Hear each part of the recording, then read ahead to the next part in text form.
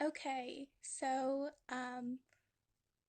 welcome everyone to our issue overview with epidemiologist Greg Howard, um, and he should be joining us in just a couple seconds. But we're going to be doing um, sort of an overview. Hi, Greg. Hi. Thank you so much for joining us today. We're really excited to have you share your experience and expertise on this issue.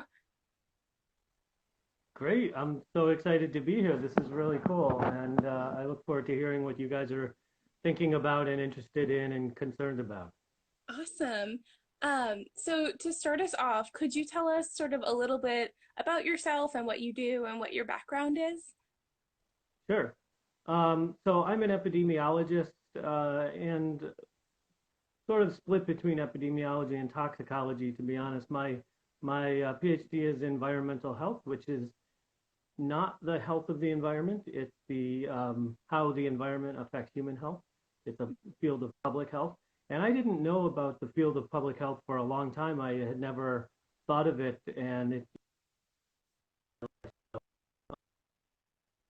I think public health is about as important as it gets. And in epidemiology terms, I usually study toxic chemicals, chemicals in products or air pollution or water pollution, things like this. But of course, in an epidemic, everybody sort of gets pressed into service on disease epidemiology, which is where epidemiology starts. So I've been in Bangladesh for the last year, and my partner is working for the United Nations there. And on Sunday, we heard that the U.S. was closing its borders. And on Sunday afternoon, I bought a ticket. And on Sunday night, we flew out to Hong Kong. And it was very exciting, and nobody screened us at all in the United States. So we walked into JFK Airport. Nobody asked us any questions. Nobody took our temperature, got our bags, and came home. So now I'm in Pennsylvania in an Airbnb self-quarantining until we're clean enough to be with my partner's family. Okay, great.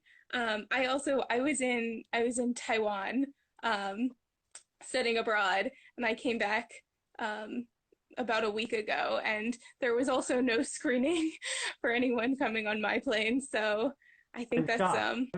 I was just so shocked by it. It seems basic, like we want to keep track of this, mhm. but nothing at all. Yeah.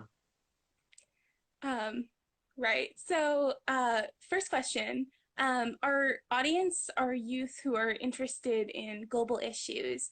Can you give us sort of an elevator pitch of what's happening with the COVID-19 virus right now?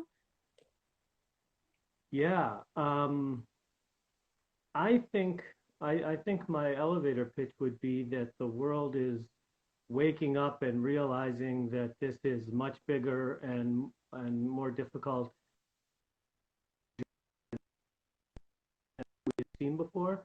I mean, we've seen this kind of outbreak before with SARS and MERS and other things, and of course, Ebola a few years ago. But this is the first time that one has really jumped around the world. And I think everyone is still figuring out what that means and what the implications are. I think some of the narrative of like, especially for young people, it's like a flu. It won't be too bad. You'll be okay. Young people aren't generally dying from this. So it maybe been a little bit downplayed, and I think we're starting to realize that it's worse than that. I wonder how long people are thinking that this might go on. Do you have a sense, Amber, of how long that this could be happening? I'm I'm not sure. Oh, it is. Yeah, I But think like, no one really knows. Um, we just sort of have to do the best we can to mitigate the situation until, yeah, either it goes away or, scientists are able to develop a vaccine. yeah, I think the vaccine is the long-term solution, of course, but that's a long time. We've been talking about it as couple week quarantine and then this kind of like shutting things down for a few weeks at a time. But really, I think this is very many months. And one of the things that I know my partner is working on with her colleagues in Bangladesh is that they are still realizing the extent of this, and they're planning for, their summer educational programs and what's going to happen in the fall and the funding cycles and all that. And I think people are just starting to figure out that that's going to be the year is going to look much different. Mhm. All right. So next question. You're an epidemiologist.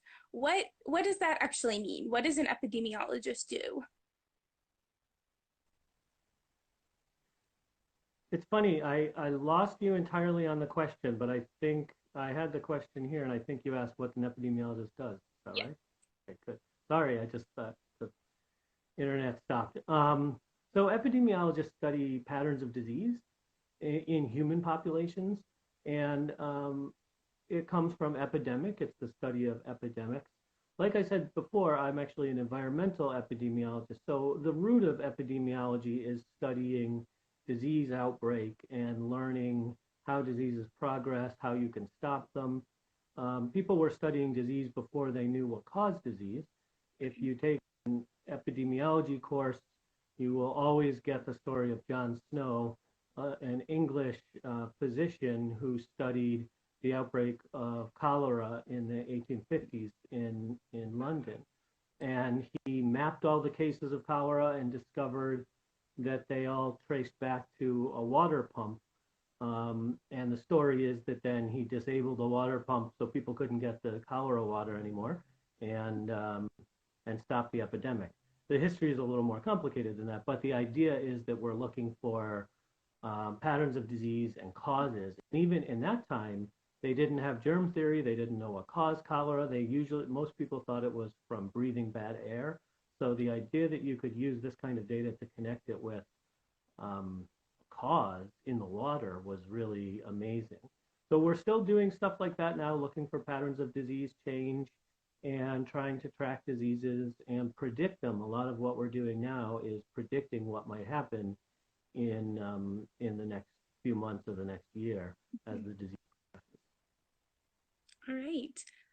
So the next question is, how does your work overlap with policymakers, medical experts, and other people working on this issue? So, like, who is actually at the table trying to address this crisis?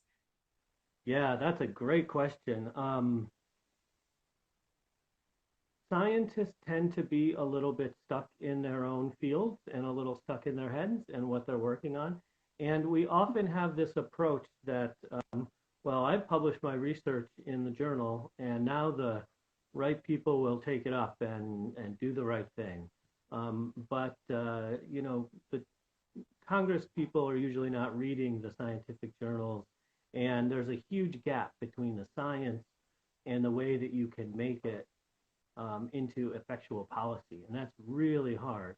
So scientists tend to be a little more focused on the science, and my work has always been in translating that science for policymakers. So most of the time, most of my work is on chemicals. I do a lot of work, some in the U.S., but a lot in the European Union, about how we can use scientific data to protect people from chemicals and products. So, boy, I have such a list of chemicals that we should be concerned about. This couch in my nice Airbnb here has a lot of flame retardants in it, and the flame retardants turn out to be carcinogenic and have all sorts of other human health effects. And so connecting that with policy, what should the European Union or the United States be doing to regulate this kind of thing? That's actually a really hard thing to do, to translate science to policy. Scientists also tend to end every article with the statement that more research is needed. And it's always true, you always need more research. But in a case like the COVID case is a great example, we need to act today. You have questions about where you put resources and who is vulnerable and what you're going to tell your population to do. and you have to make those decisions today, and you may not have enough information. So that's a real challenge for scientists. Um, and I think that's actually a really cool opportunity of a field that a lot of folks like yourselves, like people with strong social justice, a sense of social justice and sense of policy and interest in doing the right thing, like having that connection is a really powerful tool. I'm Great. not sure if I answered that question at all, Amber, but No, you definitely did. That was a really good answer. Um, okay, so the next question would be, as an epidemiologist, what factors would you be looking at to see whether this crisis is getting better or getting worse? wow, yeah. One of the things that's really hard about the COVID situation is that there's a long, long lag time between the time you do anything, you take any action, and you see a result. So New York might shut down restaurants and bars and everything, but it will take 2 weeks before that action translates into some outcome. So it means on the one hand, you have to be sort of patient and see what's happening. And on the other hand, it also means that you can't wait and act. You can't wait until things get bad to act. You have to act now to prevent them from getting bad because the tools that you have are so long. They take such a long time to enact. So right now, I feel like we're obviously still in the United States. We're still in the upswing of this, absolutely, and it's really quite scary. Um, I look at the data a lot every day. I look at the data, the kind of raw data, and see like what is the slope of the new cases? Are there more cases happening than there were yesterday or fewer? And knowing that those are the result of decisions that were taken a couple of weeks ago. But but I think looking at the data is very useful and looking for that. We've talked a lot about flattening the curve, and I'm sure everybody's heard this term about flattening the curve. That's really the goal here, is to keep this from going exponential. And it is exponential, but to tamp that down as much as possible. And so watching that is our sign of success. And when you look at the data, I look every day at ourworldindata.org or something, I think it's .org. And there's live data on what's happened up to today. And you can see the arc that the different countries are following. The US is absolutely climbing like crazy in numbers of cases. And China and South Korea have done an amazing job of flattening the curve and leveling off. So we really need to be looking at the data to see what's going on. And I think that's more valuable than looking maybe at some of the statements by different politicians or whatever. But there's a lot of misinformation. I'm sure. Okay, so you sort of touched on this in your previous answer, but can you explain exponential growth and why that matters for studying disease? Yeah, that's a great question. And disease is all about exponential growth. A lot of things are about exponential growth. Um, there's sort of two ways to grow. You can grow arithmetically or exponentially. And arithmetic is like, we have 100 sick people today. Tomorrow we add 10 more. Tomorrow, the next day we add 10 more. And so that grows 100, 110, 120, 130. That's arithmetic. That's a linear growth. It's a straight line. Exponential means that that's, of course, not how things grow, because in the population of 100 people, maybe maybe everybody gets a couple other people sick, and so so instead of adding every time period, you're multiplying. So instead of saying 1 plus 1 plus 1 plus 1, you're saying 1 times, well, maybe 2, 1's a better example. 2 times 2 times 2 times 2. So you're multiplying every time, and the growth goes in this classic exponential curve, which I'm sure we're familiar with. And it's really hard to grapple with how fast that changes. Exponential growth is is exponential growth. If you say that the disease doubles every week, which is actually an underestimate now. Now in the U.S., we're doubling about every 3 days. If you say it doubles every 3 days, then you don't go from 2 to 4 to 6 to 8. You go from 2 to 4 to 8 to 16 to 32. And then the jumps get very large because every person who's sick now and maybe infects two other people.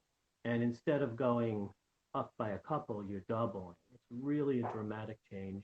And this is why the flatten the curve message has been so important, because if you have exponential growth like this, it will, one day you will see 100 cases, a few days later you see 200 cases, and a week later you have thousands of cases, and then soon millions of cases.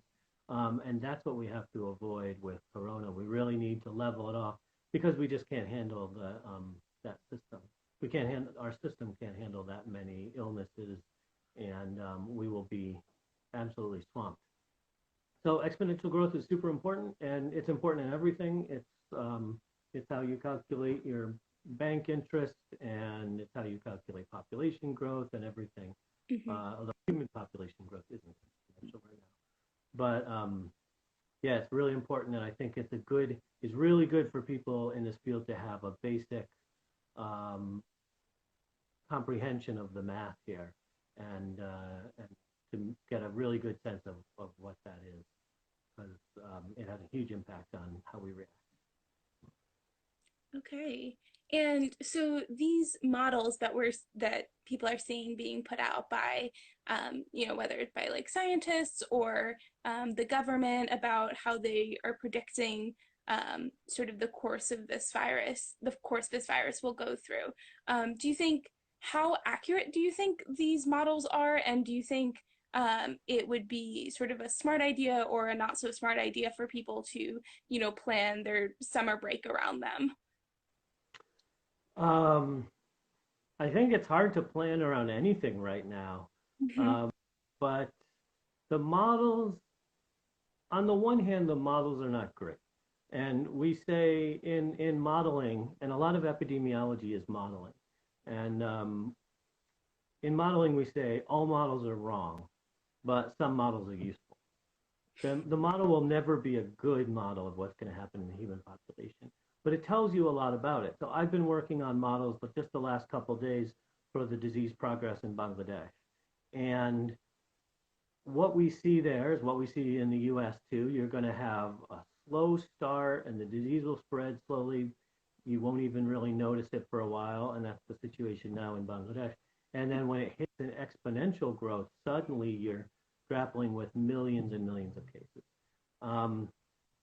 And even if the number of cases isn't exact, the shape of that, the speed with which that happens, and the extent to which that impacts the country is really useful to see from the model. And then you can learn about interventions. So in the interventions, we're saying, well, what if in Bangladesh you can lock down, just as New York has done, as Michigan has done, lock down the population and say, don't go anywhere. How long do you have to do that for? And, I think people have this idea that maybe you have to do it for a couple of weeks, but then when you run the models, you find that by flattening the curve that way, by locking it down, you are also making the disease progress much slower.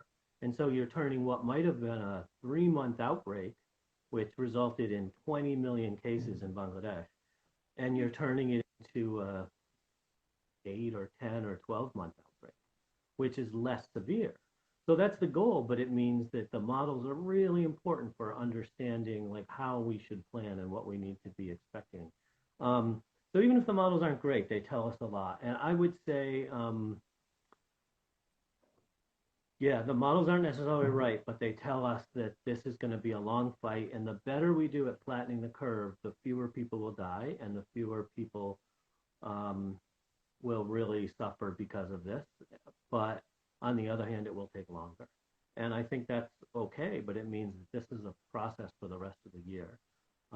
So the models are really interesting, and there's a couple on the web that you can play with. There's an epidemic calculator on the web that you can just move the sliders and change the growth rate of the virus and and see what happens. And then you see what happens if everybody socially isolates starting at day 30, and it really changes the patterns of disease. So we're learning a lot from those, even if they're not particularly accurate.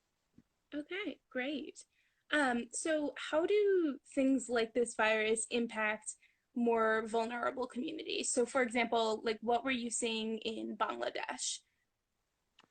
Yeah, this is a great question. This is the root of any public health question, I think, because there are always people who can take care of themselves, and there are a lot of people who can't. Bangladesh is a country that has a lot of social justice issues facing it.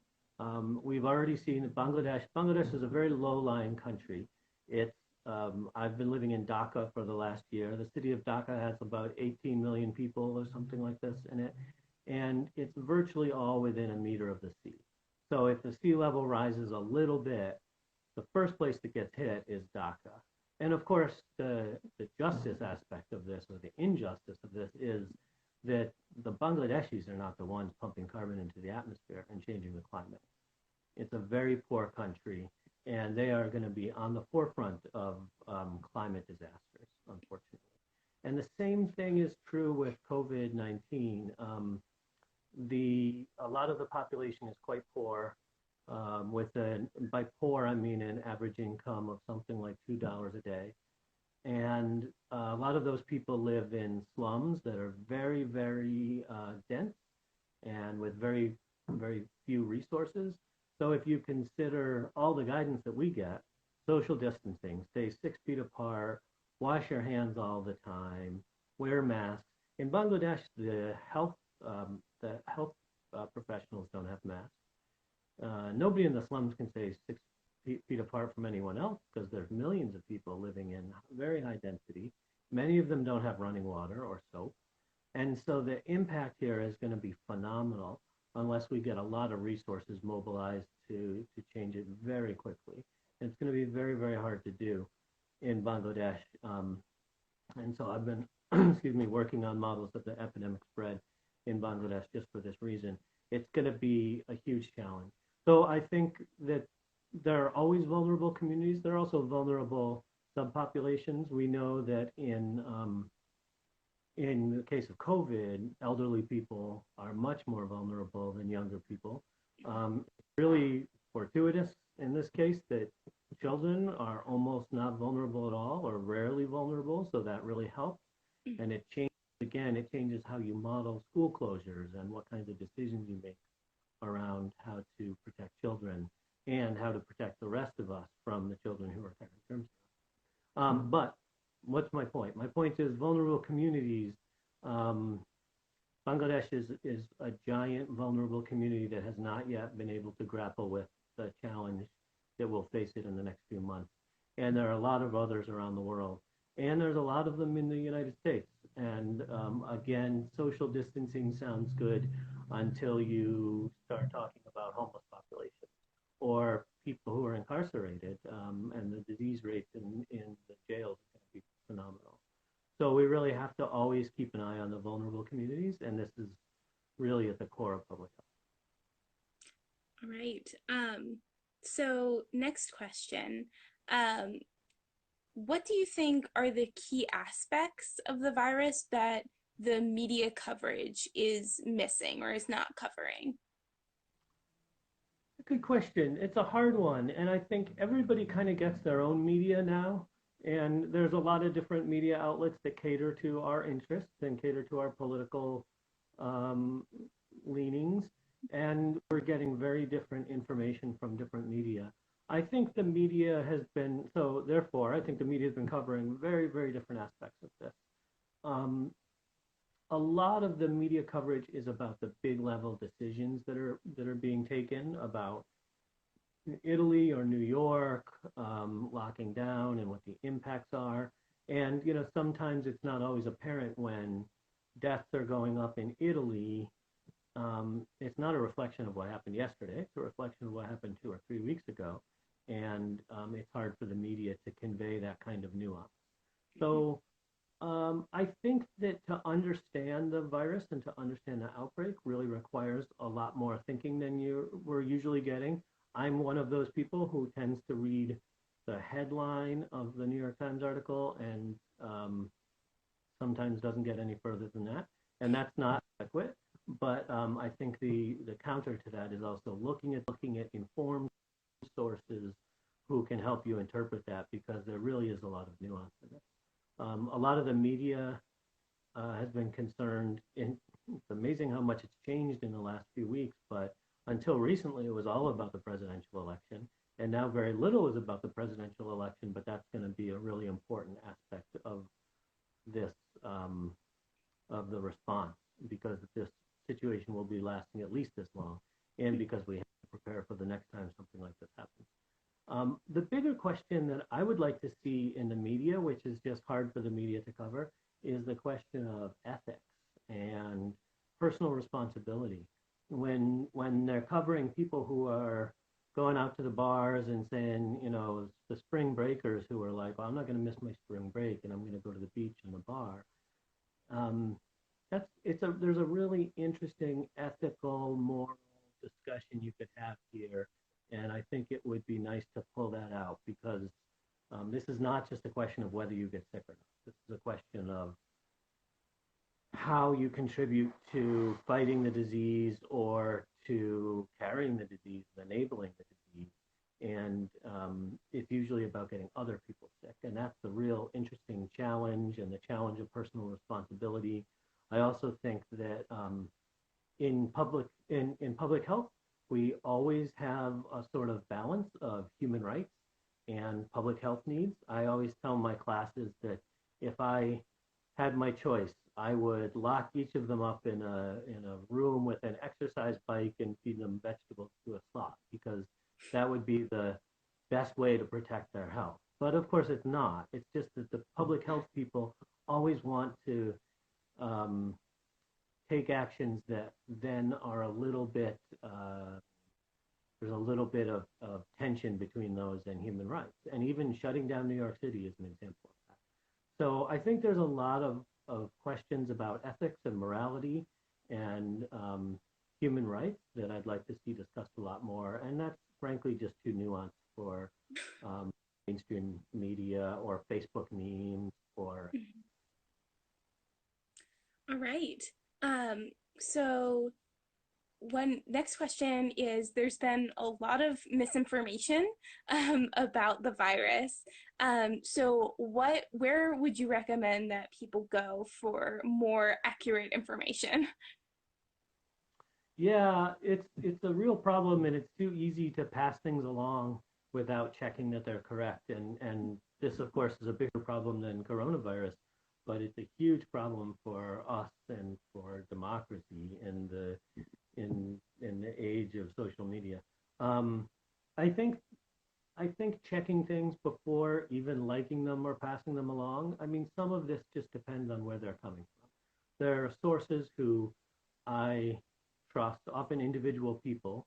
So there's lots of people on Twitter who I trust what they say because I've been following them for a long time. I know their background. I know how that they are interpreting things correctly. And so I can't read every paper that comes out myself, and I don't really want to. So I trust those people to help me interpret that. But I think you really have to work to carve out a set of resources like that, starting with things that are absolutely, I would say, almost absolutely trustworthy, like the World Health Organization is WHO.int, I think, and they tend to be very, very robust. The CDC is also very good in the United States. Everybody gets caught in political battles here and there, but the CDC, the stuff that the CDC publishes is usually really solid and backed up. And they will publish anytime, this goes back to maybe teaching, anytime I assign a paper, of course, I require students to reference every claim they make. And this is the same in the media. If somebody makes a claim and there's no support for it, or it's not referenced, or you can't track it back, then it's time to be a little suspicious of it. So it's a lot of work to stay on top of things, and to make sure you're getting the right information. And the other thing I would say is that it's worth looking at the raw data. There's a lot of data out there presented in really easy ways. So Our World in Data, I think it's ourworldindata.org, presents this data every day. They update it. There's a lot of other websites that do this, and they show you what's happening. And if the narrative is, well, New York is overreacting, or Italy is on fire, or whatever the issue is, it's often useful to go and look at the data and see um, if that's true or if that's consistent with the data. So I would encourage you to do that too. Just go and look at the data sources and see what you can find. And there's a lot of good ones. I mostly rely on Twitter, but there's a lot of different good sources. So I don't think that's a great answer. I can't just tell you that you should just read the New York Times or the Dhaka Star Tribune and that you will have the best information, because you really have to balance it. Great. So last question, do you have any final parting words for the people watching? Um, Wash your hands, and then wash your hands again, and stay social distancing if that is recommended, and be careful. I would say remember that this isn't about you getting sick. This is about how the virus spreads through the population. And that is the heart of public health for me. And like I said, I started out in a very different field, and I discovered public health sort of late in my career and switched to public health. And public health is an amazing field, and really is one of the ways that you can think about some of these big picture issues, the health of the world, for example, but also the ethics, the social justice, the morality of it, the legal aspects and the policy aspects. I know Karen will talk about the policy aspects later today, and these are very difficult issues, and public health has such an important role in all of this. So I would also say that if anyone has a sense of social justice and wants to change the world and wants to help, one of the ways to go about that is public health. And so I'd encourage you to think about that, because it's an amazing field. And public health is one of these things that you don't think about until something goes wrong. Nobody thinks about how clean the water is, or how much soap is available, or dust masks until there's a worldwide pandemic. So public health is often kind of invisible, but it's a really important field. So I'm happy to talk to anybody about public health or toxins or any of that stuff as much as they would like. So get in touch. Great. All right. Well, that was the last question. Thank you so much for joining us today. I think we all learned a lot from you. I know I definitely did. So we really appreciate you taking time out of your day to talk with us.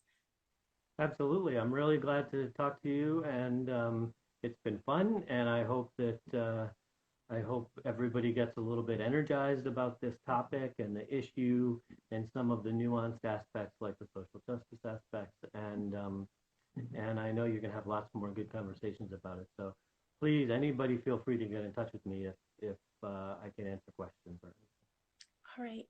Thank you so much, Greg. Have a great rest of your day. Thank you. You too, Amber. Take care. Bye, everybody.